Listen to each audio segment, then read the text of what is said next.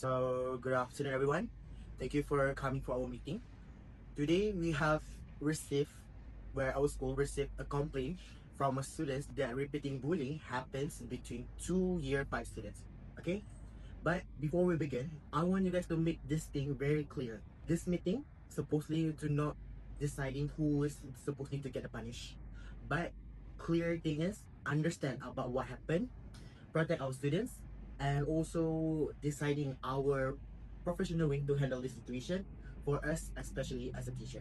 So the incident required global bullying, social exclusion, and one physical during recess.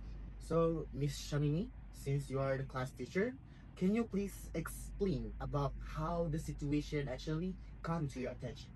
I first noticed that Nada had become quiet in class recently, and she even stopped participating in a group activity.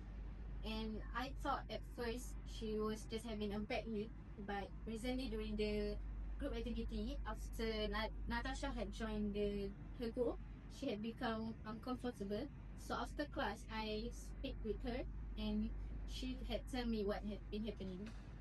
But what did exactly she tell you? She said that Natasha had to mention commenting about me in front of the other student. She also said that Natasha had been loving and also encouraged other students to stop include Nada and also push Nada outside the classroom. Then I don't understand why the school did not know earlier. My daughter has been coming to home quietly every day. I understand your concern. I also wish we identified this situation earlier.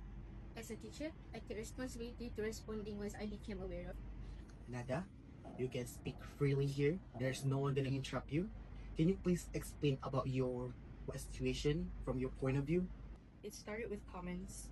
Natasha would make fun of me in front of everyone, and sometimes she would call me names. How did it make you feel? I felt embarrassed. I don't want to go to school anymore. That's what I worry the most. She used to enjoy the school. Now she keep on asking me whether the next day she has to go to the school or no. Did you tell anyone earlier?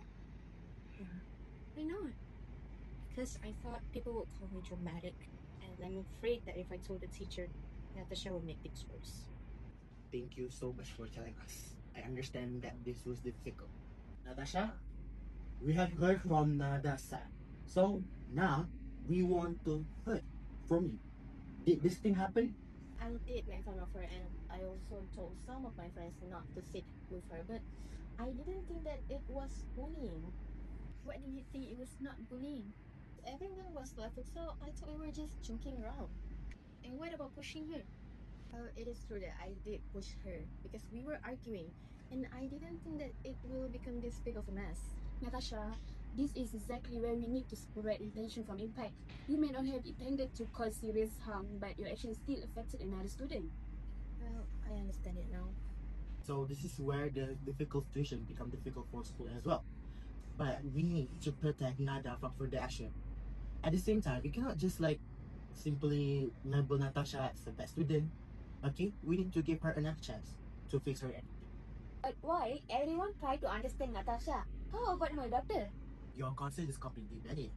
Nada's safety must come first. Yeah, I agree, but I believe that the discipline effective should do more than punish. Natasha needs to understand why her behavior was wrong. So what exactly the school going to do? I would recommend three things. First, there should be appropriate disciplinary action. Second, Natasha needs to receive a counseling guidance. And the third one is the school should monitor the situation instead of just assuming the problem will solve after today's meeting. I can monitor both student in class, and I can also arrange carefully the group activities so that Nada will not feel isolated. That is important actually. But here, we cannot just blame Nada for reporting the bullying happening to her. Okay, I appreciate that, but I think Natasha should deserve a punishment. Otherwise, what's the point of this meeting? I agree that there must be consequences, but punishment alone may not solve the problem. Exactly. If we suspend or punish her without knowing the reason of her behavior, she might commit it again. What about fairness to my daughter? Fairness should be like to apply to both students, but fairness also like doesn't mean to treating the other student like harmful behavior as unacceptable. So our role and responsibility here to protect Nada and hold Natasha accountable and change her behavior to make sure there's nothing happen is thinking. Well, I don't want to do it again. I honestly thought everyone was just joking around. After listening to everyone, like the disciplinary board has reached to the decision.